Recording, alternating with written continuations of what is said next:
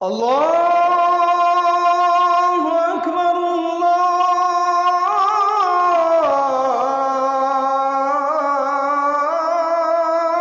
আকবার। সম্মানিত দিনী ভাই বোন, আমরা বিগত জুমায় যা আলোচনা করছিলাম তাতে একটি গুরুত্বপূর্ণ কথা ছুটে যায়, আর তা হচ্ছে যে মহিলারা ঋতুবতী হলে সালাত আদায় করবে না বা করবে, বিষয়গুলি অবগত হচ্ছিলাম। তার একটি বিষয় ছিল সন্তান প্রসবের কারণে মহিলাদের সালাত আদায় করতে হবে না, ঊর্ধ্বে সময়সীমা 40 দিন। একথা আয়েশা রাদিয়াল্লাহু তাআলা আনহা বলেন। আয়েশা রাদিয়াল্লাহু তাআলা আনহা বলেন, রাসূল সাল্লাল্লাহু আলাইহি সাল্লাম বলেছেন, সন্তান প্রসবের কারণে যে রক্ত আসে এর কারণে তাদেরকে সালাত থেকে বিরত থাকতে হবে। তার ঊর্ধ্বে টাইম 40 দিন। 40 দিনের আগে তারা পবিত্র ভালো হয়ে গেলে সালাত আদায় করবে, অন্যথায় 40 দিন পর্যন্ত সালাত থেকে বিরত থাকবে। এরপরেও যদি তারা নিজেকে এমন কিছু দেখে ও বুঝে, তখনও তাকে সালাত আদায় করতে হবে।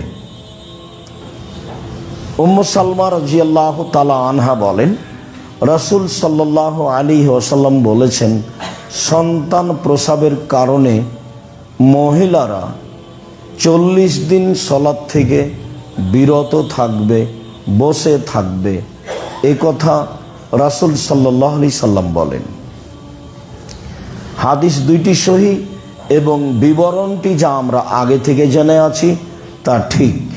তবে 40 দিন পার হলে এই রোগ, এই ব্যাধি বা এই রক্ত আর গ্রহণীয় হবে না, তখন তাকে সালাত আদায় করতে হবে। আমরা একটা অংশ অবগত হচ্ছিলাম খুব ভালোভাবে যে হিন্দুরা নারীদের দাম দেয়নি, ইহুদি দেয়নি, খ্রিস্টান দেয়নি। যাকে জাহেলিয়াতের যুগ বলা হয়েছে, আমাদের নবী আসার পূর্বের যুগ, তারাও নারীদের দাম দেয়নি। মর্মে আমরা পেশ করছিলাম আল্লাহ কিভাবে নারীদের দাম দিলেন, মুহাম্মদ সাল্লাল্লাহু আলাইহি সাল্লাম কিভাবে নারীদের দাম দিলেন। মর্মে বলতে গিয়ে একটি গুরুত্বপূর্ণ হাদিস আয়েশা রাদিয়াল্লাহু তাআলা আনহা থেকে ছিল। তিনি বলেন যে আশরাবুল মা ওয়া আনা হায়েদ, আমি নিজে পানি পান করি তখন আমি ঋতুবতী। সুম্মা উনাবিলহু, তারপর আমি গিলাসটা রাসূলের হাতে দিই। ফায়াদাউ ফাহু ফি মাউদি ফিয়া, দেখি তিনি মুখ লাগালেন গিলাসের সেখানেই যেখানে আমি মুখ লাগিয়ে পানি পান করেছি। রাসূল সাল্লাল্লাহু আলাইহি সাল্লাম তার স্ত্রীর কাছে বিক্রি হয়ে যাননি, এটা আপনি ভুল বুঝবেন না। আল্লাহ বলছেন ওয়াজআলনা বাইনাহুম মাওয়াদ্দাতা ওয়া রাহমা, আমি আল্লাহ স্বামী স্ত্রীর মাঝে ভালোবাসা, ভ্রাতৃত্বভাব সৃষ্টি করেছি। সেইটা কি? আমাদের দেশে তো কথায় কথায় তালাক। ওরাও যেমন আছে 19-20 সহ্য করে না, তোমার বাসায় থাকবো না, তুমি ছেড়ে দাও, এই এই কথা নাই সতা নাই। মাস 6 মাস বছর চলছে, কথা বলে না স্বামীর সাথে, খুব ঘুরছে। ছেলে আছে, মেয়ে আছে, ছেলের বন্ধুরা আছে, মেয়ের বান্ধবীরা আছে, আত্মীয় স্বজন আছে, তার সাথে চলছে, সংসার কাটাচ্ছে। স্বামীর আর কি প্রয়োজন? এমনটা গতিবিধি তাদেরও আছে, এমনটা গতিবিধি পুরুষেরও আছে। সামান্য 19-20 হলে তাকে গালি দেওয়া, মুখ খারাপ করা, এইটা পারিবারিক জীবনে যেন না আসে, সেই কথাটা আল্লাহ বললেন যে আমি তাদের মাঝে ভ্রাতৃত্ব ভালোবাসা সৃষ্টি করে দিয়েছি। তো তাদের মাঝে যে আল্লাহ করে দিয়েছেন, তো আল্লাহ কি নিজে এসে দেখাবেন? মুহাম্মদ সাল্লাল্লাহু আলাইহি সাল্লাম বাস্তব দেখালেন, তা আমি আর আপনি সেভাবেই দেখাবো, এটা আমাদের জিম্মেদারি। তা আপনি যদি এখন বলেন আমার স্ত্রী তো আমাকে সহ্যই করে না, পানি এভাবে খাওয়া তো বহুদূরের কথা, কতদিন থেকে আমাকে পানি দেয়নি সেই হিসাবে। এখন বিবেচনাটা আপনার কাছে। এত ভালোবাসার পরেও তালাকের বিধান আল্লাহই দিয়েছে। এত ভালোবাসার পরেও বুঝের জন্য 90 দিন সময়ও দিয়েছেন, যাতে করে মানুষ তাড়াতাড়ি বিপদে না পড়ে। আয়েশা রাদিয়াল্লাহু তাআলা আনহা বলেন, ওয়াতারাকুল আরকা ওয়ানা হাইদ, আমি নিজে একটা গোস্ত দাঁতে ছিঁড়ে খেতাম। আয়েশার নিজস্ব বিবরণ, হাদিস বুখারী মুসলিম। তারপর আমি গোস্তের টুকরা রাসূলের হাতে দিতাম। ফায়াদাউ ফাহু ফি মাওদিফিয়া, আমি দেখেছি গোস্তের ওখানেই তিনি মুখ লাগিয়েছেন যেখানে আমি মুখ লাগিয়ে গোস্তটা ছিঁড়ে খেয়েছি। এটা দিয়ে আমি আর আপনি কি বুঝলাম? তখন তো ঋতুবতী তিনি। ইহুদিটা বলছে ওকে বাড়িতে রেখে আসো, ছাই তোলা প্লেটে খেলে দাও। ওই প্লেটটা দিয়ে গিলাসটা দিয়ে ময়লা লেগা আছে, যেটা রুচি হয় না। আর জাহেলিয়াত তো বলেছে যে ওদেরকে বাড়ির পিছন দিকে একটা হিপস কুঁড়ে ঘর বানিয়ে রেখে দিতে হবে, সেখানে খাবে। কুষ্ঠরোগী মানুষ যেমন যেভাবে মানুষ বেঁচে চলে, হিসাব করে চলে, তার সাথে সেভাবে চলতে হবে। আর ওই মহিলার সাথে রাসূল সাল্লাল্লাহু আলাইহি সাল্লাম কি করলেন তা আয়েশা রাদিয়াল্লাহু তাআলা আনহা পুরো জীবন জাতির সামনে দিয়ে গেলেন যে আমি এইভাবে রাসূলের সাথে চলেছি, থেকেছি। সম্মানিত দিনী ভাই বোন, অবশ্যই বিষয়টি উভয় পক্ষ থেকেই গ্রহণ করতে হবে, ধৈর্যের পরিচয় দিতে হবে। সমস্যা হলেই একেবারে যা ইচ্ছা তাই বলে ফেলতে হবে তা নয়, ও তো শয়তান করাচ্ছে।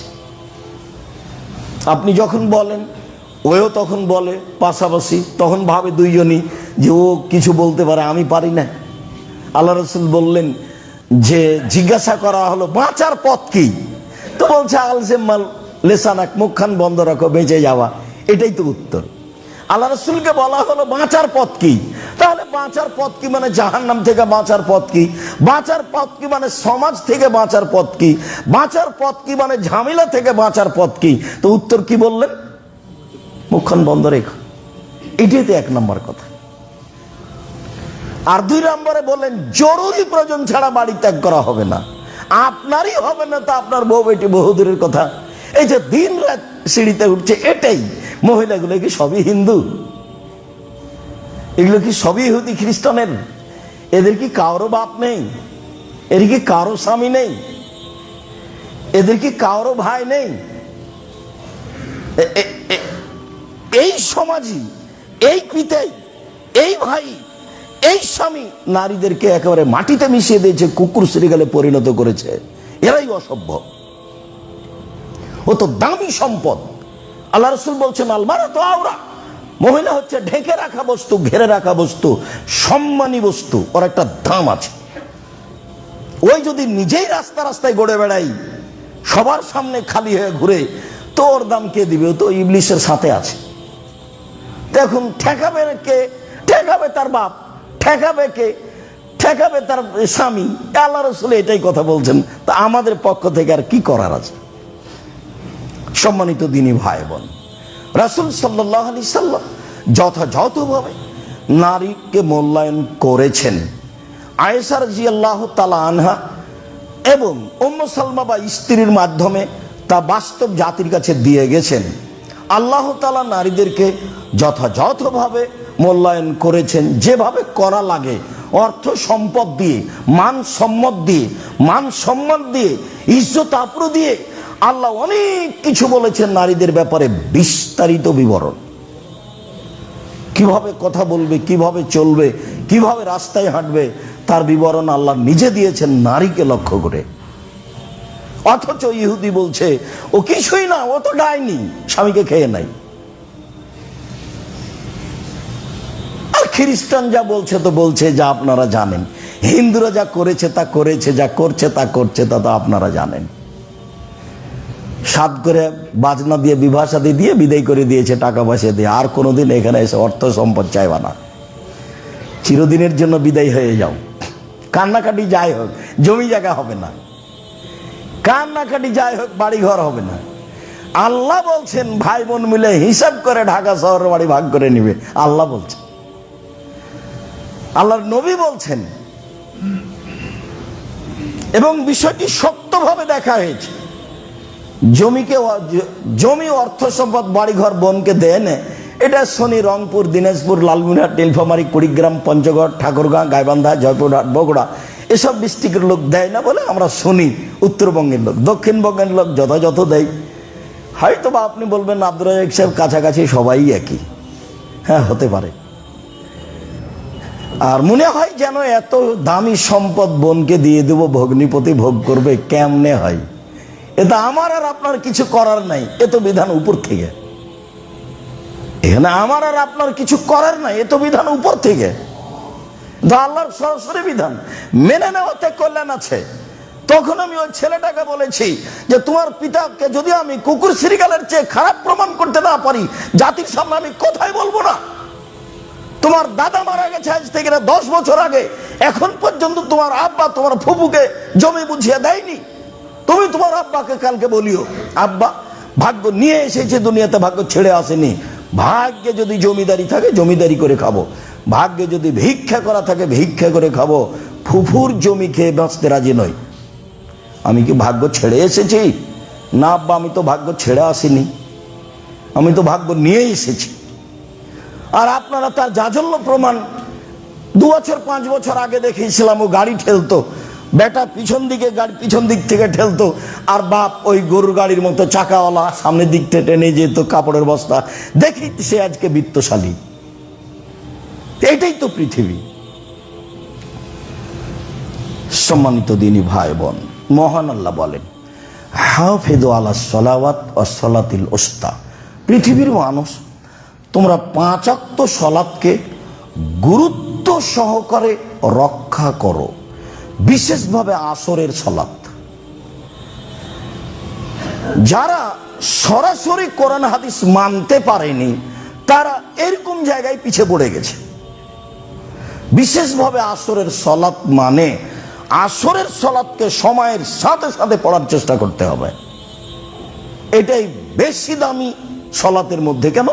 এটা কাজের সাথে জড়িত। তখন মানুষ কাজে ব্যস্ত, তখন মানুষ আয় উপার্জনে ব্যস্ত। ফজরের টাইমে তো অত ব্যস্ত নয়, জোহরের টাইমে তো বিরতি আছে, মাগরিবের টাইমে তো কাজ বন্ধ হয়েছে, এশার পরে তো মানুষ ঘুমিয়ে যাবে। তাহলে সবচেয়ে ব্যস্ত মানুষ আসরের টাইমে, সেই সালাতকে মানুষ নিয়ে গেছে সূর্য ডোবার পূর্বে। প্রায় মসজিদে তাই, আপনার কিছু করার নেই। মহান আল্লাহ বলেন, পৃথিবীর মানুষ 5 ওয়াক্ত সালাতকে যথাযথভাবে আদায় করো, বিশেষভাবে আসরের সালাত। মহান আল্লাহ বলেন, কাদ আফলাহাল মুমিনুন আল্লাযীনা হুম ফি সালাতিহিম খাশিউন। যারা ভয় ভীতি নিয়ে নির্ধারিত সময়ে সালাত আদায় করে তারাই সফল হলো। এটা আল্লাহ বলছে। আবু হুরায়রা রাদিয়াল্লাহু তাআলা আনহু বলেন, রাসূল সাল্লাল্লাহু আলাইহি সাল্লাম বলেছেন, আউয়ালু মা ইসআলুল আবদু ইয়াউমাল কিয়ামাহ সালাত। বিচারের মাঠে মানুষকে যখন তার জীবনের সব কর্ম সম্পর্কে জিজ্ঞাসা করা হবে, তখন আল্লাহর পক্ষ থেকে মানুষকে প্রথম যেটা জিজ্ঞাসা করা হবে সেটা সালাত। তবে কোন জায়গাতে বর্ণনায় আসবে প্রতিবেশী হক, মানুষের হক আমি কেমন আদায় করেছি, আপনি কেমন আদায় করেছেন, এ মর্মে যে বিষয়গুলিতে জিজ্ঞাসা হবে, জমি জায়গা দখল করা আর সব কিছু, পাড়া প্রতিবেশী ভাই বোন তার সাথে কেমন চলেছি, তখন প্রথম জিজ্ঞাসা হবে 2 প্রতিবেশী। প্রতিবেশীর সাথে টিকাও খুব কঠিন, খুবই কঠিন, এমনিতে লেগে যায়, কথাই বলা যায় না। তখন আল্লাহ রাসূল বলছেন, আরবাউন লিসাদা, সুখময় জীবনের জন্য 4টা জিনিস লাগে। 4টা জিনিস আছে যার, সুখময় জীবন তার, সুখময় জীবন তার 4টা জিনিস আছে যার। 1, আলমারাতুস সালেহা, ভদ্র নম্র বুদ্ধিমতী নরম আচরণের স্ত্রী। আচরণ নরম হতে হবে, খাস্টা মেস্টা যদি হয়, আর যদি কথা একবার উল্টে ধরে একটুকু শান্তি পাবেন না। সারাদিন পরিশ্রম করে বিকাল 5টায় বাড়িতে ঢুকেছেন, ঢোকার সাথে সাথে এমন কিছু বলল যে সেটা আর মাথায় সরে না সারা রাত, পরের দিন সকালে আবার চলে গেলেন। আল মারাতুস সালেহা, মেজাজ হতে হবে নরম মহিলার, গতিবিধি হতে হবে ঠান্ডা, স্বভাব হতে হবে ভদ্র নম্র। তার কথা কর্মই, কথার সাথে সাথে স্বামীর সবকিছু ঠান্ডা হয়ে যাবে, রাগটা সব চলে যাবে। ওকে ওই জন্যই সৃষ্টি করা হয়েছে। আল্লাহ বলছেন যে আমি মহিলাকে সৃষ্টি করেছি তার স্বামীকে শান্তি তৃপ্তি দেওয়ার জন্য, কথা আল্লাহ বলেন। মুহাম্মদ সাল্লাল্লাহু আলাইহি সাল্লাম বলতে, তাও তো আপনি বলতেন যে মানুষ বলেছে। আল্লাহ বলছেন যে আমি নারীকে শান্তি তৃপ্তির জন্য সৃষ্টি করেছি।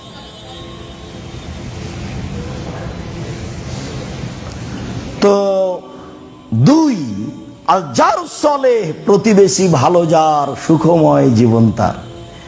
এক নম্বরে হলো ভালো স্ত্রী যার, সুখময় জীবন তার। দুই নম্বর প্রতিবেশী ভালো যার, সুখময় জীবন তার।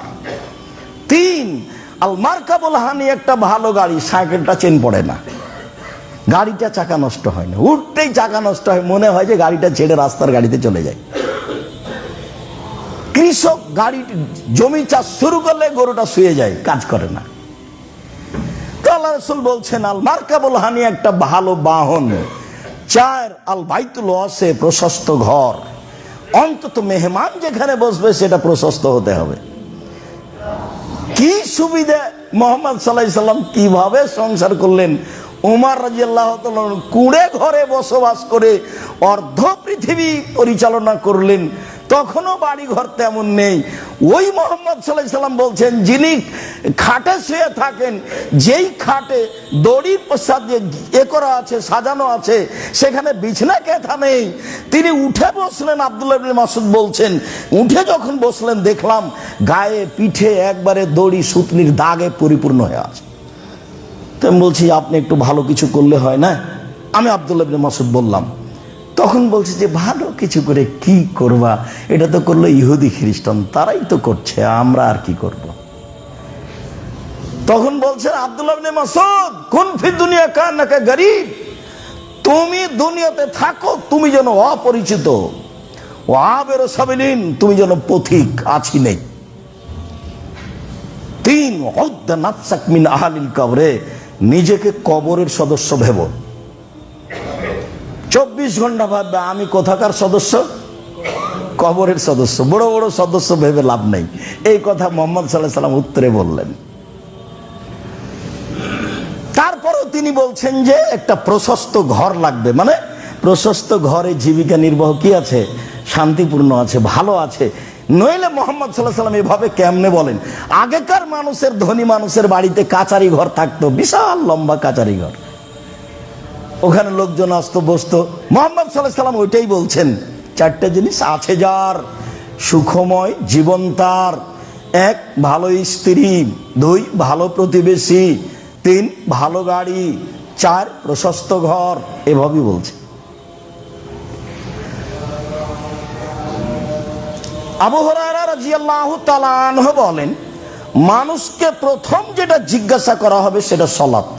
এটা হলো আল্লাহর সাথে জড়িত বিষয়, যেগুলো সালাত আছে, সিয়াম রোজা আছে, হজ আছে, যাকাত আছে, তাসবিহ তাহলিল আছে, কোরআন তেলাওয়াত আছে, আল্লাহর সাথে জড়িত যেগুলো তার প্রথম জিজ্ঞাসা হবে সালাত। আর মানুষের সাথে জড়িত যেগুলো তার প্রথম জিজ্ঞাসা হবে দুই প্রতিবেশী। তারপরে আল্লাহ রাসূল বলেন, যার সালাত ঠিক হলো তার সব ইবাদত ঠিক, যার সালাত বাতিল হলো তার সব ইবাদত বাতিল। মানুষের ইবাদত নির্ভর করে তার সালাতের উপরে। সালাত যদি টিকে যায় সব ইবাদত টিকে গেছে, সালাত যদি না টিকে সব ইবাদত বাতিল হয়েছে। একাধিক দিন শুনেছি, আব্দুর রাজ্জাক বিন ইউসুফের মুখেই শুনেছি যে ইবাদতের জগতে সবচেয়ে দামি ইবাদত সিয়াম, রোজা। ইবাদতের জগতে সবচেয়ে শক্তিশালী ইবাদত হলো দান। দান ইবাদত এবং সবচেয়ে পাওয়ারফুল। হজ করে আপনি জান্নাত পেতে পারেন, কিনতে পারবেন না। আপনি সালাত আদায় করে জান্নাত পেতে পারেন, কিনতে পারবেন না। সিয়াম রোজা থেকে আপনি জান্নাত পেতে পারেন, আপনি কিনতে পারবেন না। দান করে আপনি জান্নাত কিনে নিতে পারেন। আল্লাহ বলছে যে আমি জান্নাত বিক্রি করেছি। ও টাকা পয়সার বিনিময়ে আমরা বিক্রি করে দিয়েছি, তা আল্লাহ বলছেন। তো উনি বলছেন বিক্রির শব্দ, আল্লাহ নিজে।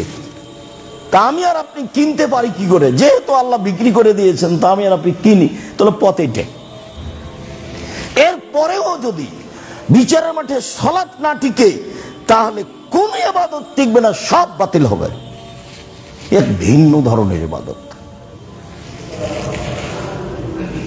আনাস রাদিয়াল্লাহু তাআলা আনহু বলেন, রাসূল সাল্লাল্লাহু আলাইহি ওয়াসাল্লাম বলেছেন, as-salatu salasatu aslasin, সালাত তিন ভাগে বিভক্ত। আর তাহুরু সলুসুন, ওযু হলো তিন ভাগের এক ভাগ। রুকু ও সলুসুন, রুকু হলো তিন ভাগের এক ভাগ। ও সুজুদ ও সলুসুন, সিজদা হলো তিন ভাগের এক ভাগ। ফামান আদাহা বিহাক্কিহা কবিলা সালাতুহু কবিলা সাইরা আমালিহি, যদি সালাতের সব নিয়ম ঠিক ঠিক আদায় করে, সালাত কবুল করা হবে, সব ইবাদত কবুল করা হবে। ওয়াইন রুদ্দাত আলাইহি সালাতুহু, সালাতের নিয়ম কানুনে যদি সালাত প্রত্যাখ্যান করা হয়, যা ইবাদত করেছে সবই বাতিল। এটা রাসূলের মুখের কথা। এই জন্য তাড়াহুড়া রুকু করা, তাড়াহুড়া করে রুকু করা হবে না। এই জন্য তাড়াহুড়া করে সিজদা করা হবে না। এই জন্য তাড়াহুড়া করে ওযু করা হবে না। খালি সিজদা দিবেন আর উঠবেন, দিবেন আর উঠবেন, এরকম ইবাদত হবে না। যে দুনিয়ার লোক করছে, যে করছে তো মানুষ, রাসূল সাল্লাল্লাহু আলাইহি ওয়াসাল্লাম যা বলেছেন তার তো, মানুষ তো একটা মানুষের মতামতের উপরই চলে। মানুষ কি সহজে রাসূল সাল্লাল্লাহু আলাইহি ওয়াসাল্লামের নীতিতে চলে? এটা খুব কঠিন। যে যাকে ভালোবাসে তার নিয়ম মেনে চলে, যে যাকে ভালোবাসে সে তার নিয়ম মেনে চলে।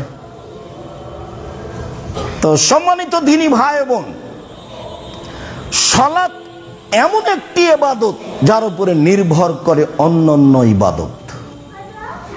যদি সালাত কবুল হয়, আরগুলো এমনিতেই কবুল হবে। যদি সালাত কবুল না হয়, তাহলে আরগুলো কবুল হবে না। সালাতই একটা ইবাদত, একবারে ব্যতিক্রম, কোনো সমস্যা বুঝে না। অন্যান্য ইবাদত সমস্যা বুঝে। যেমন হজ, এবছর করলেন না, সামনে বার করেন, এ তো হলো, তো এ তো সমস্যা বুঝলো। যেমন যাকাত, 20 দিনে 1 মাস আগে দিয়ে দেন, সমস্যা নেই, হাদিস আছে। 10 দিন পরে দেন, দেন, সমস্যা নেই, দেন, এই যে সমস্যা বুঝলো। রোজা, এখনো অসুস্থ, পরে করেন। এখন মহিলা ঋতুবতী, পরে করুক, এই যে মেনে নিয়েছে। অথচ বড় বড় বিধান, সবাই ফরজ বিধান। সালাত কোনো সমস্যা মানে না। ওযু করে সালাত আদায় করতে হয়, পানি নেই, তায়াম্মুম করে পড়ো। তায়াম্মুম মাটি নেই, এমনিতেই পড়ো। দাঁড়িয়ে সালাত আদায় করতে হয়, তো দাঁড়িয়ে পারছি না, বসে করো। তো বসে পারছি না, শুয়ে করো। কেবলার দিকে মুখ করে সালাত আদায় করতে হয়, তো কেবলা বোঝা যায় না, এমনিতেই পড়ো। পরিষ্কার কাপড় পরে সালাত আদায় করতে হয়, তো পরিষ্কার নেই, পেশাব পায়খানা লেগে আছে, সেটাই পড়ো। বলে পরিষ্কার অপরিষ্কার কোনো কাপড়ই নাই, কারণবশত নগ্ন উলঙ্গ হয়ে আছি, বলে এই সময়তেই সালাত আদায় করতে হবে, বাধ্য করতেই হবে। কোনো প্রকার আপোষ নাই, কোনো প্রকার মিস নেই। এতটুক যে শতকরা 95 জন মুসলিম যেটা বুঝতে চায় না, যেটা আল্লাহ রাসূল সহজ করেছেন, সেটা হলো সফরে আছেন, তখন জোহর 2 আসর 2 একসাথে পড়ে নেন। সফরে আছেন, তখন মাগরিব 3 এশা 2 একসাথে পড়ে নেন। এ তো সহজ পথ। জোহরের আগেই বের হয়েছেন সফরে, তো জোহর ঠেলে নিয়ে যান আসরে। জোহরের টাইমে বের হয়েছেন, তো আসর আগে আনেন জোহরে। মাগরিবের আগে বের হয়েছেন, মাগরিব নিয়ে যান এশায়, রাত 10টা হোক না কেন, 12টা হোক না কেন, মাগরিব একবারে নিয়ে যাবেন এশায়। মাগরিবের টাইমে বের হয়েছেন, এশা নিয়ে চলে আসেন মাগরিব। সব সহিহ হাদিস, সময়ের গতিতে সব আসবে ইনশাআল্লাহ। তো আল্লাহ পথ সহজ করেছেন। এরা তো এখন বলছে যে আরে রাসূলের যুগে না বিপদ ছিল, সেজন্য এখন বিপদ নাকি, কেন জমা করতে হবে?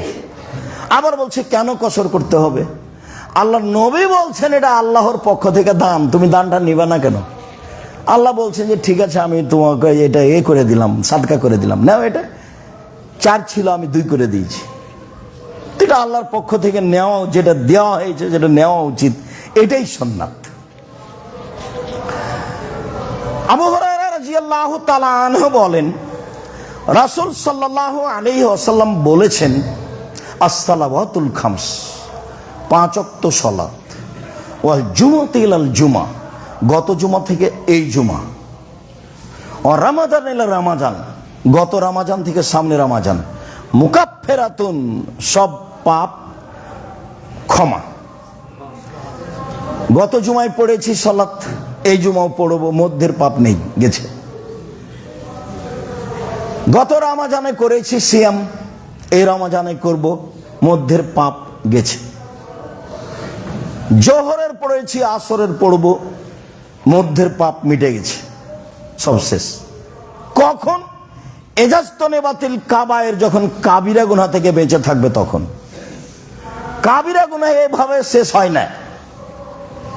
সুদ খাওয়া কাবিরা গুনাহ, ঘুষ দেওয়া কাবিরা গুনাহ, শিরক করা কাবিরা গুনাহ, বাপ মায়ের অবাধ্য চলা কাবিরা গুনাহ, মিথ্যা সাক্ষী কাবিরা গুনাহ, জেনা কাবিরা গুনাহ, রাহাজানি কাবিরা গুনাহ, হত্যা করা কাবিরা গুনাহ, লুটপাট করা কাবিরা গুনাহ, জমি দখল করা কাবিরা গুনাহ। যাওয়ার সময় দেখবেন কে বড় ক্ষতিগ্রস্ত একটা বই আছে, সব যা আলোচনা আছে সবই কাবিরা গুনাহ।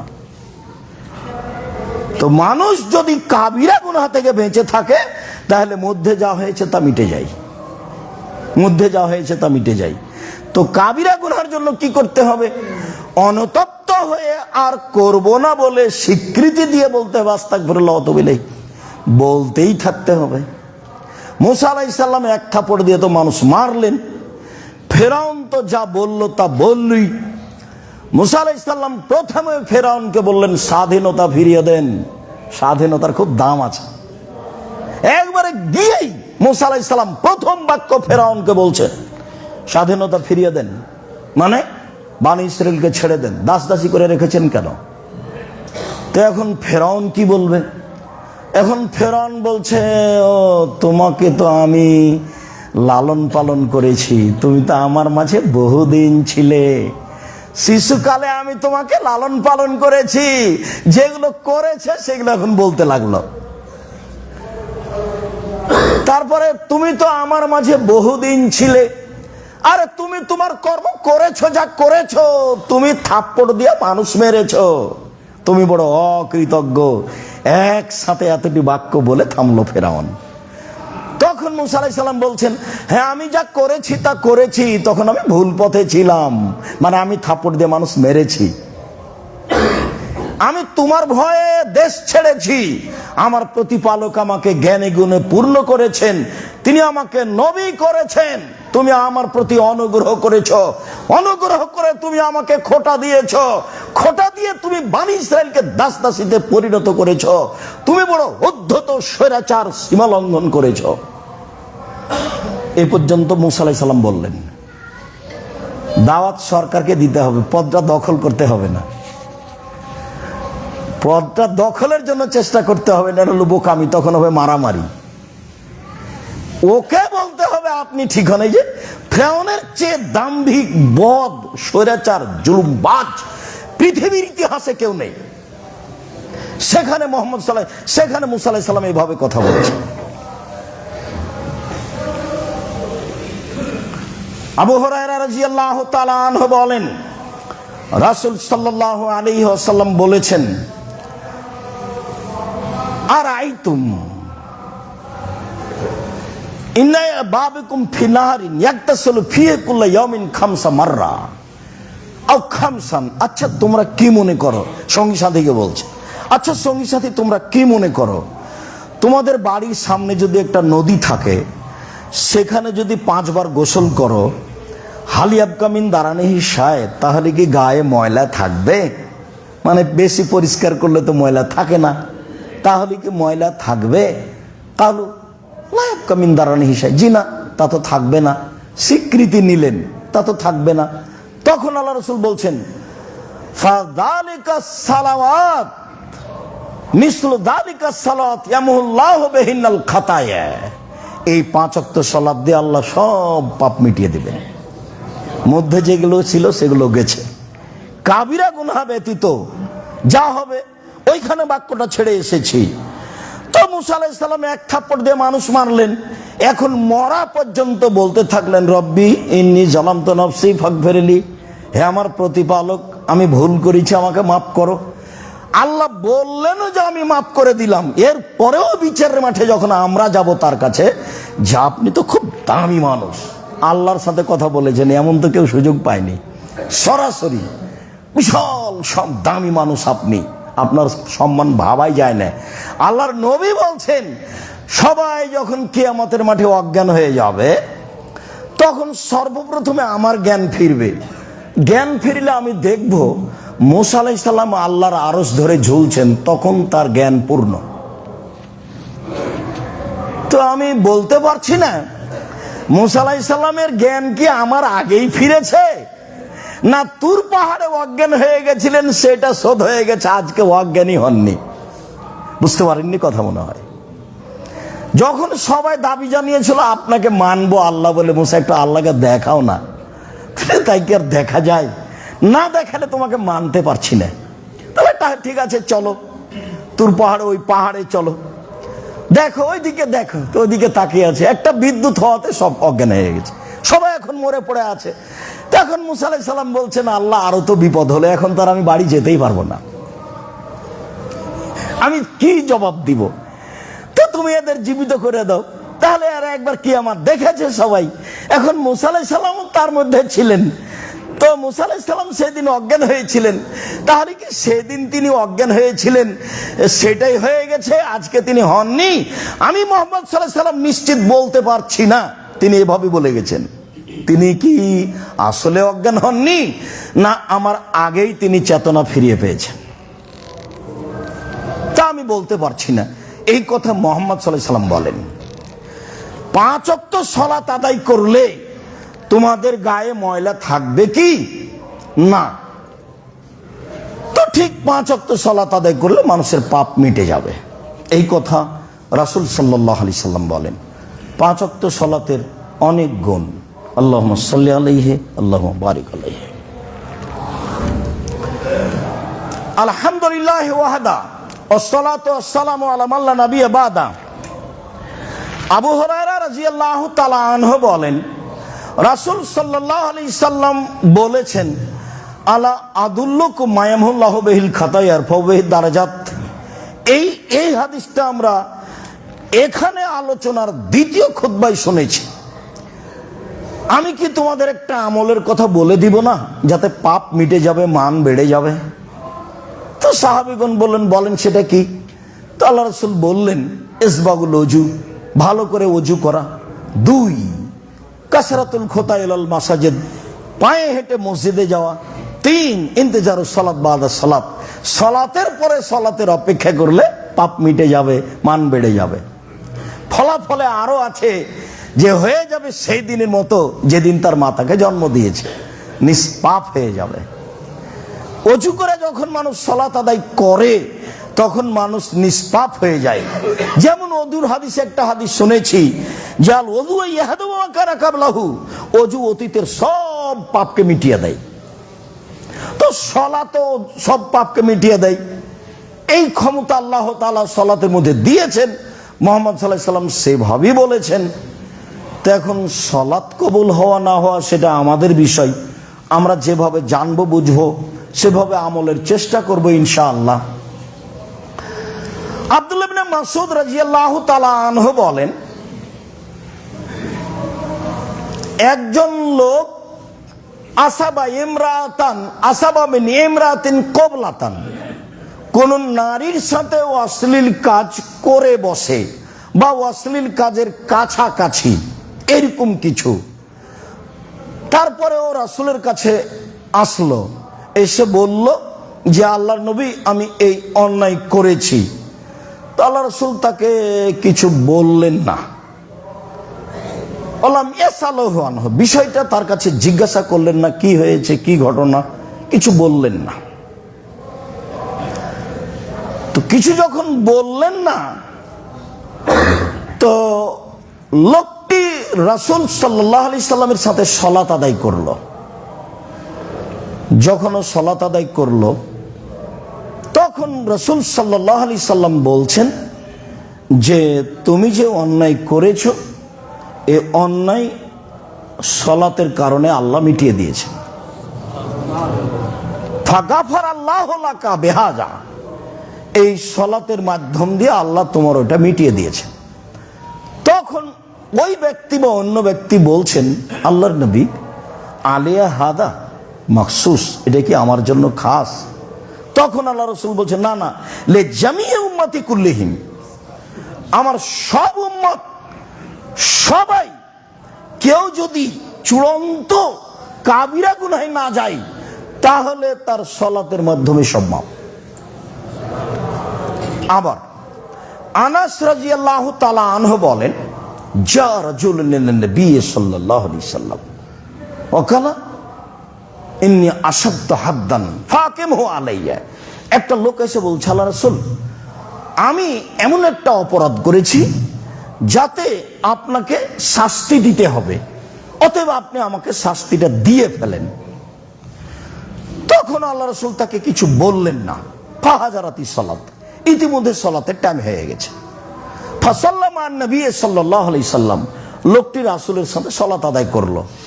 সালাত আদায় সালাম ফিরতেই ফালাম্মা কাজা রাসূলুল্লাহ সাল্লাল্লাহু আলাইহি ওয়াসাল্লাম সালাতা, আল্লাহ রাসূল যেমনই সালাত শেষ করেছেন, ফাঁকা মারা রাজুল, লোকটি দাঁড়িয়ে গেছে সবার সামনে, দাঁড়িয়ে গিয়ে বলছেন যে ফাকিম আলাইয়াল হাদ, হে আল্লাহর নবী, আপনি আমার প্রতি শাস্তি বাস্তবায়ন করুন। ফি কিতাবাল্লাহ, আল্লাহর বিধান আপনি আমার উপরে বাস্তবায়ন করুন। তখন আল্লাহ রাসূল তাকে বলছেন, আলাইসা কাদ সাল্লাইতা মা'ানা, কেন তুমি আমাদের সাথে সালাত আদায় করনি? হ্যাঁ আপনার সাথে, না হ্যাঁ আপনার সাথে আমি সালাত আদায় করলাম। তখন রাসূল সাল্লাল্লাহু আলাইহি ওয়াসাল্লাম বলছেন, কাদ গাফারাল্লাহু লাকা হাদ্দাকা, তুমি যেটা ভাবছো যে আমাকে শাস্তি দিতে হবে, আমি শাস্তির উপযুক্ত হয়েছি, সালাতের কারণে আল্লাহ সেটা মিটিয়ে দিয়েছে। হাদিস কিন্তু বুখারী মুসলিম। এখানে আরেকটা কথা উল্লেখ্য যে মানুষ পাপ করছে, করবেই, স্বাভাবিক, মানুষই। মানুষ যখন ফিরে আসবে কাউকে না বলে, তা আল্লাহ তার পাপ গোপন রেখে দিবেন, কিয়ামতের মাঠেও গোপন রাখবেন। তো যখন মানুষ নিজেকে বুঝবে যে আমি পাপী, যখন নিজেকে বলবে আমি পাপী, স্বীকৃতি দিবে, ইউনূস আলাইহিস সালামের মতো। ইউনূস আলাইহিস সালামকে আল্লাহ অনুমতি দেননি, জনগণ তোমার কথা শোনে না বলতেই থাকো, তো জনগণের উপরে গজব আসবে এই কথা বলে আপনি পালিয়ে যান কেন? আল্লাহ তাআলা ইউনূস আলাইহিস সালামকে বলছে, আরে জনগণ আপনাকে মানেনি, তো মানেনি, সেই জন্য জনগণের উপরে গজব আসবে বলে পালিয়ে যান মানে? তো নৌকায় উঠলেন, নৌকা আর চলে না, তো বলে কি ব্যাপার, তাহলে লটারিতে যার নাম আসবে তাকে পানিতে, সাগরে ফেলে দিতে হবে। তো লটারিতে বারবার তার নামই আসে, এবং সবাই বলে এত ভদ্র নম্র মানুষ, তিনি তো নবী, তো তার নামই আসলো, ফলাফলে তাকে ফেলে দিতে হলো, মাছে খেয়ে নিল। তো উনি বললেন, লা ইলাহা ইল্লা আনতা সুবহানাকা ইন্নী কুনতু মিনাজ জালিমিন, আল্লাহ ছাড়া কোনো মাবুদ নাই, তোমার পবিত্রতা বর্ণনা করি, আমি অপরাধী। ক্ষমা চাইলেন কি? না তো, ক্ষমা চাননি। ক্ষমা চেয়েছেন আদম আলাইহিস সালাম, ক্ষমা চেয়েছেন মূসা আলাইহিস সালাম, কিন্তু ইউনূস আলাইহিস সালাম ক্ষমা চাননি, বললেন যে আমি অপরাধী। স্বীকৃতি দিবেন, স্বীকৃতি মানে আর করব না, স্বীকৃতি দিবেন, স্বীকৃতি মানে আর করব না, তখন আল্লাহ ক্ষমা করতে থাকবেন, আবার হলে আবারও ক্ষমা করবেন, আবার হলে আবারও ক্ষমা করবেন। ও তো একাধিক দিন শুনেছি যে ইবলিস বলল, ঠিক আছে আমি আপনার রহমত থেকে চলে যাচ্ছি, আমার একটা কথা শুনতে হবে। কি কথা? কিয়ামত পর্যন্ত বেঁচে থাকার সুযোগ দিতে হবে। দিলাম। আচ্ছা তাহলে আপনার সম্মানের কসম, আমার ইজ্জতের কসম, আপনার মর্যাদার কসম, কিভাবে আদমের ছেলে মেয়ে জান্নাতে যায় সেটা আমি দেখে ছেড়ে দেবো। ওর দেহে যতদিন শ্বাস আছে ওকে আমি পাপী করেই ছাড়বো। এটা তো ইবলিসের জিদ। কিয়ামত পর্যন্ত বেঁচে থাকবে, আপনার জন্য জানি মানি শত্রু। তখন আল্লাহ তাআলা বললেন, আচ্ছা ঠিক আছে, আদমের ছেলে মেয়ে যতবার আমাকে বলবে ভুল হয়েছে ততবার আমি ক্ষমা করে দেবো। উনি তো শক্তি প্রয়োগ করে জিবরিলের সামনে বললেন, যা তুই কিছু করতে পারবি না, এ তো বললেন না। তার মানে ইবলিস তার কর্মে বহাল থাকবে। ও হলো খোলাখুলি শত্রু, সব সময় অন্যায়কে ভালো করে দেখাবে, অন্যায়কে ভালো করে দেখাবে। একবারে যেই জমি 3 বার বিক্রি করেছেন, চতুর্থবারে যখন বিক্রি করতে যাবেন তখন ও শয়তান বলবে, হ্যাঁ ঠিক আছে করে ফেলাম, হ্যাঁ ঠিক আছে করে ফেলাম। সব সময় খারাপটাকে ভালো করে দেখাবে, দেখাতে পারে। আদম আলাইহিস সালামের সামনে বলছে, আমি উত্তম উপদেশদাতা, আপনি আমার কথা শোনেন। সরাসরি যদি ইবলিস এসে বলে, থাকা হবে না এখানে, আল্লাহ আপনাকে ফাঁকি দিয়েছে, ধোকা দিয়েছে, এই কথাকে আর আদম আলাইহিস সালাম মুসলমান তো নবী, এখন এসাই বলছেন আমি উত্তম উপদেশদাতা, আমি হচ্ছে পৃথিবীর সবচেয়ে বড় উপদেষ্টা, এই পৃথিবীতে সবচেয়ে বড় উপদেষ্টা, আমি উত্তম কল্যাণকামী, আমার কথা শোনেন আপনি। আল্লাহ আপনাকে জান্নাতে থাকতে দিবেন না, সেই জন্য ফল খেতে নিষেধ করেছেন, তারপর আর নেই। এখন স্ত্রী বলছেন, খাও না, খাও। কত বলে লোকটা, কসম করে বলে খাও না, এত শক্ত করে বলে। তা আদম আলাইহিস সালাম ভাবছেন কেমন কথা হলো, আল্লাহ এখনই নিষেধ করলেন এটা খেতে হবে, ভাবছেন। কিছুক্ষণ পরে আবার চলে এসেছে, এসে বলছে যে আমি উত্তম উপদেশদাতা, উত্তম ভালো, খায়ের শব্দ ব্যবহার হয়েছে কোরআন মাজিদে। আবার নাই, তখন বউ আবার বলছে, তখন খেয়ে ফেলেছেন। সবাই যখন বলে খেয়ে ফেলি, যেমন খেয়ে ফেলেছেন, তখন আল্লাহ বলছেন না আমি তো এটা বলিনি, আমি তো নিষেধ করেছি। এবার তখন উনি তো বলতে লাগলেন, রব্বানা যালামনা আনফুসানা ওয়া ইল্লাম তাগফির লানা ওয়া তারহামনা লানাকুনান্না মিনাল খাসিরিন। আব্দুল্লাহ ইবনে মাসউদ রাদিয়াল্লাহু তাআলা আনহু বলেন, রাসূল সাল্লাল্লাহু আলাইহি সাল্লামকে আমি জিজ্ঞাসা করলাম যে আইয়ুস সালাতে আহাব্বু ইলাল্লাহ, আইয়ুল আমালে আহাব্বু ইলাল্লাহ, আমলের মধ্যে সবচেয়ে প্রিয় আমল আল্লাহর কাছে কোনটা, এটা জিজ্ঞাসা। এবার উত্তর দেখেন, হাদিস কিন্তু বুখারী মুসলিম। আস-সালাতু লিওয়াক্তিহা, সালাতকে নির্ধারিত সময়ে আদায় করা আমলের যুগে সবচেয়ে, আমলের জগতে সবচেয়ে উত্তম আমল। খালি 5টার সময় আজান দিয়ে আসর পড়লেই হবে? সূর্য ওঠার সময় আজান দিয়ে ফজর পড়লেই হবে? সূর্য ডুবার পর পরই একটু পরই আজান দিয়ে এশা পড়লেই হবে? এশার সালাত যত দেরি হবে তত নেকি বেশি আছে। মাগরিবের সালাত যত তাড়াহুড়া করে নির্ধারিত সময় হবে তত বেশি নেকি আছে। আসরের সালাত যত একবারে নির্ধারিত সময়ের উপরে হবে তত নেকি বেশি আছে। এ তো বিধান, এ তো আর একজনকে মেনে চলা, আসলে কিছু নয়। কিন্তু আসলে হলো এই যে ইউনূস আলাইহিস সালামকে স্বীকৃতি দিতে হবে, আসলে হলো এই যে আপনাকে মেনে নিতে হবে। জি, নবী বলেছেন, মেনে নিলাম। আর কে কি বলে সেটা ভাববার সুযোগ নেই, খালি মেনে নেওয়া। সালাত তো আমাকে 5টার সময় আসরের পড়াই লাগলো, তো এখন সেইটা পড়তে চাচ্ছি 3টা, সোয়া 3টা, 3:30টায়। তো সেটা আল্লাহ রাসূল বলছেন, জিজ্ঞাসা হলো সবচেয়ে উত্তম আমল কোনটি, তখন উত্তর কি আসলো? সালাতকে তার নির্ধারিত সময়ে আদায় করা। হাদিস বুখারী মুসলিম। আমি আবার জিজ্ঞাসা করলাম, সুম্মামান, বলেন তারপর কোনটা? তখন তিনি বললেন, বিররুল ওয়ালিদাইন, পিতামাতাকে মেনে নেওয়া। আমলের জগতে সবচেয়ে প্রিয় আমল হলো পিতামাতাকে মেনে নেওয়া। 3। আমি আবার জিজ্ঞাসা করলাম তারপরে? তিনি বললেন, আল জিহাদু ফি সাবিলিল্লাহ, আল্লাহর পথে জিহাদ করা। তো আল্লাহর পথে জিহাদ তো আসলে আমরা বাস্তব দেখতে পাই না। কেতাল পার্টি রাতে রাতে মানুষ মেরে দিয়েছে, ওরা বলছে আমরা মুজাহিদ, এটা তো নয়। ঘুমের ঘরে মানুষকে মেরে দেওয়া, তো এটা তো জিহাদ নয়। আমরা কে বড় লাভবান বা বিস্তারিত লিখেছি, বইয়ের নাম কে বড় লাভবান। তাতে কোনটা জিহাদ কোনটা কেতাল তা আমরা বিস্তারিত দেখেছি, যা লিখেছি সেটা যাওয়ার সময় দেখবেন।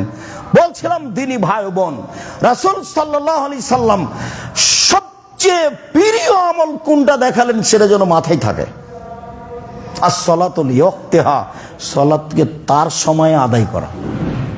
শেষ টাইমে আদায় করে বলবেন যে বুজুর্গানে দিনে বলেছেন এটা হবে।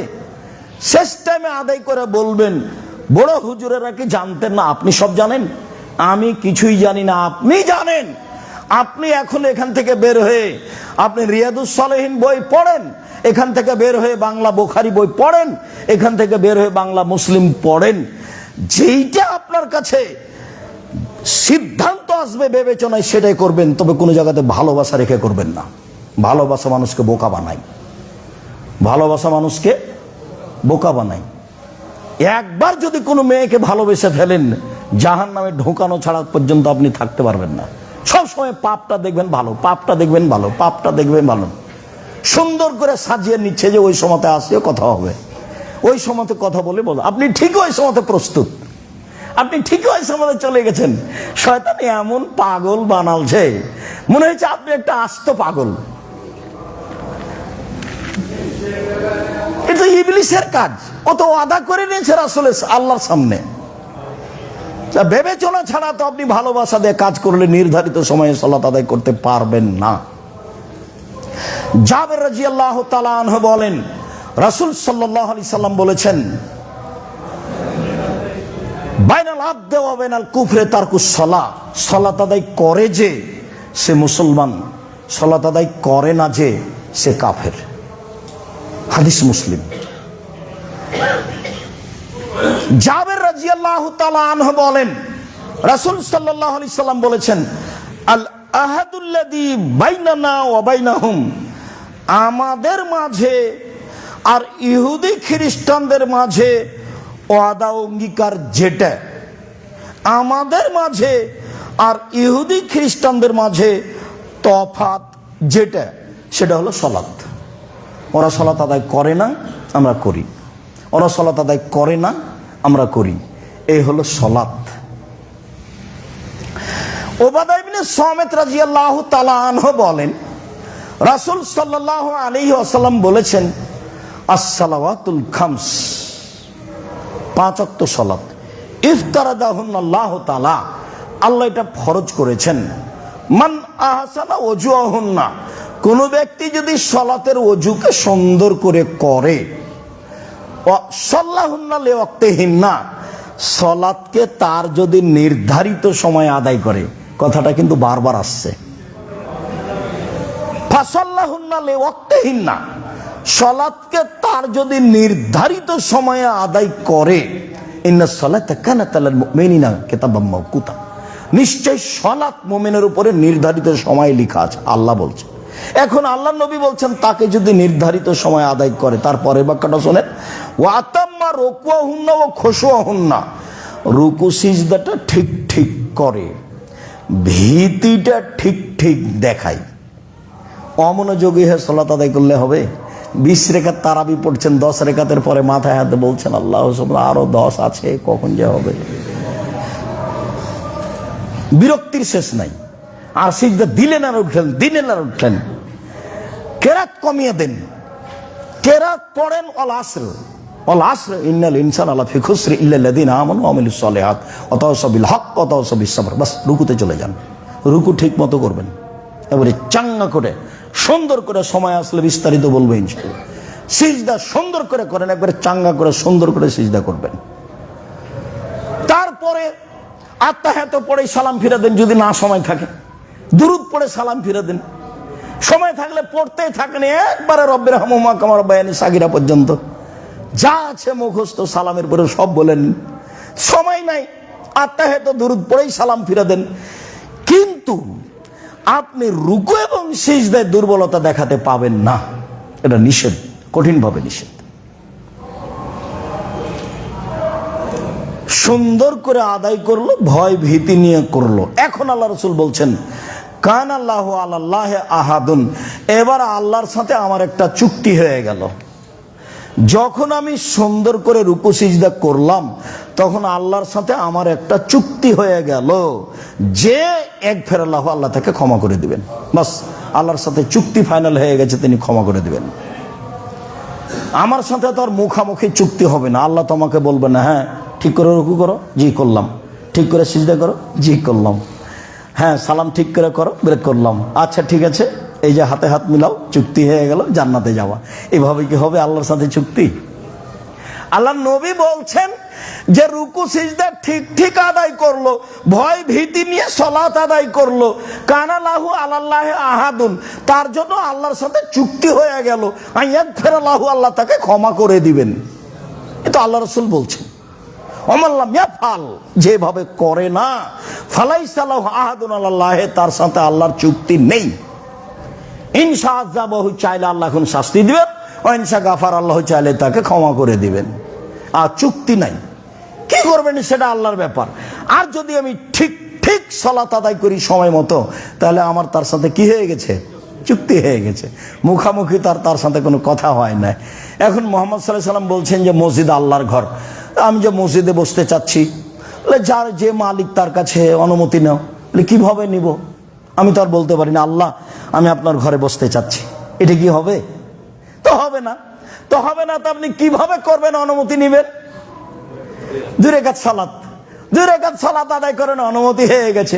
এটাই বিধান। মুহাম্মদ সাল্লাল্লাহু আলাইহি সাল্লাম বলছেন, তার সাথে জিবরাইলের সাথে আমার আপনার কথা হয় না।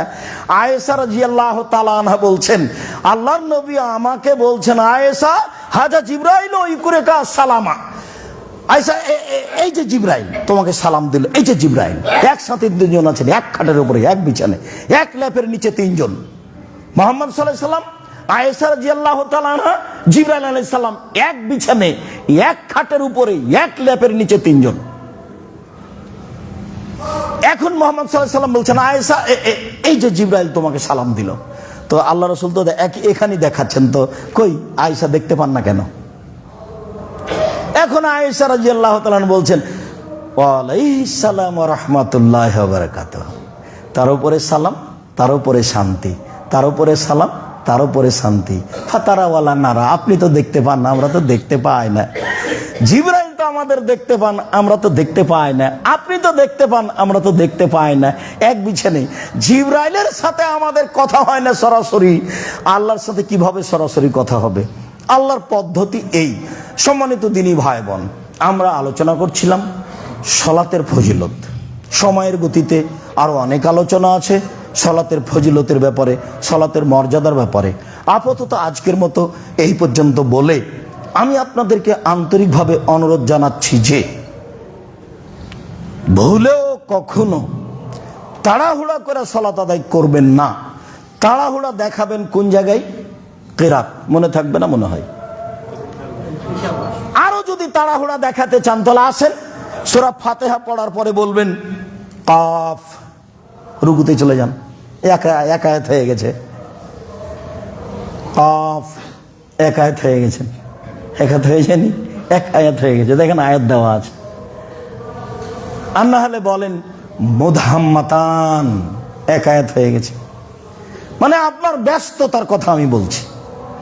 আসর দিয়ে যদি না হয়, কাউসার দিয়ে যদি না হয়, তাহলে সূরা ফাতিহার পরে ওটাই যান, দিয়ে রুকুতে চলে যান। কিন্তু রুকু সিজদায় তাড়াহুড়া করতে পাবেন না। রুকু সিজদাকে তার স্থানে সুন্দর করে বহাল রাখতে হবে। উম্মে হানি বলছেন, মক্কা বিজয়ের পরে আল্লাহর নবী আমার বাসায় ঢুকলেন, তিনি 8 রাকাত চাস্তের সালাত আদায় করলেন। এত হালকা সালাত আমার জীবনে আমি কোনোদিন দেখিনি। তবে রুকু সিজদা ঠিক ঠিক করলেন, 8 রাকাত চাস্তের সালাত আদায় করলেন। এত তাড়াহুড়া করে সালাত আদায় করতে আমি কোনোদিন দেখিনি। তবে রুকু সিজদা ঠিক ঠিক করলেন। এইটা যেন আপনার ঠিক হয়, সময় যেন ঠিক হয়। যার কারণে আল্লাহ রাসূল বলেছেন, সমাজপতিরা, দলপতিরা যদি সালাতের সময়কে মেরে দেয়, তখন তোমরা কি করবা? বলেন, আপনি বলেন কি করব? তখন বাড়িতে পড়ে নিও। হাদিস তো বুখারী মুসলিম, এটা মনে হয় বুঝতে পারলেন না। আবার বলি, বুখারী মুসলিমের হাদিস, বিত্তশালীরা যদি সালাতের সময়কে মেরে দেয়, মানে কি? নির্ধারিত সময়ে সালাত আদায় না করে, সমাজপতিরা যদি নির্ধারিত সময়ে সালাত আদায় না করে, নির্ধারিত সময় যদি মেরে দেয়, তাহলে কি করবা? তখন সাহাবীগণ বলছেন, বলেন কি করব? বলে বাড়িতে পড়ে নিও। তারপর মন চাইলে তাদের সাথে জামাতে পড়তে যায়। তখন যেটা হয়ে গেছে সেটা ফরজ, যেটা এখন হবে সেটা নফল। মন না চাইলে যায়ও না। হাদিস তো বুখারী মুসলিম। বাড়িতে পড়ার অনুমতি দিচ্ছেন, আপনি প্রয়োজনে আসর পড়েন বাড়িতে, ফজর পড়েন বাড়িতে। এর অর্থ এই নয় যে আপনি তার সাথে 5টায় সালাত আদায় করবেন, এটা হতেই পারে না। এই নয় যে আপনি সূর্য ওঠার সময় পূর্ব আপনি সালাত আদায় করবেন, এটা হতেই পারে না। আমি তো এটা বললাম, আপনার তো বিবেচনা আছে। মাছ দিয়ে ভাত খেলে আপনি কাঁটা ফেলে খান, কাঁটা সহ খান না। আর ঢাকা শহরে 1 শতক জমি কিনলে তার যে কত কাগজ, 22, 62, 72 জমি জরিপ আছে কিনা, এই আছে কিনা, সেই আছে কিনা, খারিজ আছে কিনা, সব দেখেন। আর রাসূলের বিধানটা পরকালের জন্য একটু করবেন, এটা একটু দেখা লাগবে না? আব্দুল রাজাক সাহেবের কথা ছেড়েই দিলাম। আমি তো মানুষ, আমি তো বিবেচনা করে দেখতে পারি। আপনি বিবেচনা করে দেখবেন, এটাই ঠিক। ইবাদতের জগতে সবচেয়ে দামি ভিন্ন ধরনের ব্যতিক্রম ইবাদত, যেই ইবাদতের কোনো আপোষ নাই, পৃথিবীতে কোনো আপোষই নাই, পড়তেই হবে। মানুষের জীবনে সবচেয়ে গুরুত্বপূর্ণ, সবচেয়ে ব্যতিক্রম ইবাদত হলো সালাত, যার সাথে কিয়ামত পর্যন্ত তার বয়স শেষ হওয়া পর্যন্ত আপোষ করতে পারবে না, যার জরিমানা নেই। হুজুর বলছেন জানাজার সময়, এই ছেলে তোমার বাপের কয় ওয়াক্ত সালাত কাজা হয়েছে? হুজুর 3 ওয়াক্ত। আচ্ছা আচ্ছা, 5, 5, 15, 1,500 টাকা দাও। জানাজা করে দিল। আল্লাহ রাসূল বলছেন তার কাফারা নেই, উমরি কাজা নেই, সালাত এগুলো চলে না। সন্ধ্যের নামে ইবাদত নেই। আপনার বয়স এখন 80, একদিনও নামাজ পড়েননি, উমরি কাজা নেই। আজকে জোহরের সালাত আদায় করে বলেন আল্লাহ আমার ভুল হয়েছে, মাফ করে দাও। আল্লাহ বলবেন ঠিক আছে দিলাম। আপনার স্বীকৃতির অপেক্ষা আছেন আল্লাহ তাআলা, আপনার স্বীকৃতির অপেক্ষায় আছেন আল্লাহ তাআলা। মনে রাখবেন, আল্লাহ আমি কার জমি দখল করে নিয়েছি মাফ করো, তখন এটা হবে না। বলছে ওটা তো মানুষের ব্যাপার, ওটা তো আমার ব্যাপার নয়। ওটা কাবা ঘরে গিলাপ ধরে বললে হবে না। যার করেছ তার সাথে কথা শেষ করে আস, ক্ষমা তার কাছে নিয়ে আস। আমার সাথে যেগুলো জড়িত, সুদ খেতে খেতে একবারে ব্যাংক ব্যালেন্স পূর্ণ হয়ে আছে, কোটি কোটি টাকা, আজকে বলছো যে আজকার থেকে আমি সুদ খাবো না, বন্ধ করলাম, আমাকে মাফ করো। ঠিক আছে, করলাম। আপনার স্বীকৃতি যেমন ঠিক আছে তেমন, বুঝেননি কথা? আপনার স্বীকৃতি যেমন ঠিক আছে তেমন। আপনি একটু বলেন, ইউনূস আলাইহিস সালামের স্বীকৃতিতে কোনো ত্রুটি ছিল? ইউনূস আলাইহিস স্বীকৃতিতে কোনো ত্রুটি ছিল না। হাতে হাতে বললেন ঠিক আছে তোমাকে বাঁচিয়ে দিলাম। পৃথিবীর যে কোনো মানুষ এই কথা বলবে আমি তাকে বাঁচিয়ে দেব কিয়ামত পর্যন্ত। সম্মানিত দিনী ভাই বোন, অবশ্যই আলোচনা মেনে চলার চেষ্টা করবেন, আল্লাহ কবুল করুক। অবশ্যই দানের হাতটা প্রশস্ত করবেন, খালিভাবে যেন কোটাটা পার না হয়, এটা খুব ভালোভাবে মনে রাখবেন। যারা কর্মচারী আছি তারাও, যারা এখানে ছাত্র আছি তারাও, যারা শিক্ষক আছি তারাও, সবাই ভালো হবে আপনার জন্য, আমার জন্য। দিনী ভাই বোনকে আপনি সাথে নিয়ে আসবেন, আমি ধর্মের ব্যাপারে তার উপকার করবো ইনশাল্লাহ। আল্লাহ আমাদের যারা মারা গেছে তুমি তাদের কবরের শাস্তি মাফ করো, আমরা যারা অসুস্থ তুমি তাদের আরোগ্য দান করো, আমরা যারা বেঁচে আছি তুমি তাদের তোমার রাসূলের পদ্ধতি অনুযায়ী চলার তৌফিক দান করো, সালাতকে ঠিক মতো আদায়ের তৌফিক দান করো, পরিবার নিয়ে সুন্দরভাবে দেশে বসবাস করার সুযোগ করে দাও। যেভাবে করলে আমাদের বেঁচে থাকা সহজ হবে সেটা করে দাও। তোমার দরবারে জোরালো দাবি দাও, দোয়া রেখে আজকের জুমার খুতবা এখানে শেষ করলাম। আল্লাহুম্মা সাল্লি আলাইহি, আল্লাহুম্মা বারিক আলাইহি।